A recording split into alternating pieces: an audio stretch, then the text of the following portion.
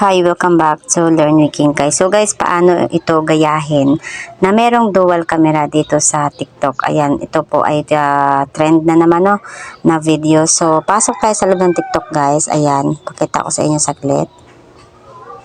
Ayan, so dito po, hindi na natin kailangan mag-download ng application. Dito sa TikTok po, pwede na po natin ito gagayahin. So, papasok kayo sa video na to, tapos tap nyo lang po itong bilog sa may baba ito. Nakaturo daliri ko no, dito sa may baba. Ayan, tap mo yan. Pagka-tap mo po dyan, tap mo yung use sound. Pagka-tap mo ng use sound, ayan, mukha ko nakikita nyo no. Ayan, so gagayahin natin yung may video kanina.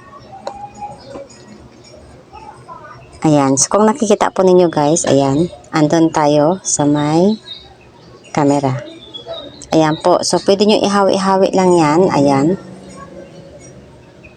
So ganyan lang po kabilis at ganyan lang kadali gagayahin yung TikTok trend ngayon. Makatulong ba sa'yo ang tutorial na to? Of course, kung off, oo. Please don't forget to hit like, subscribe, and share sa ating video. Have a nice day.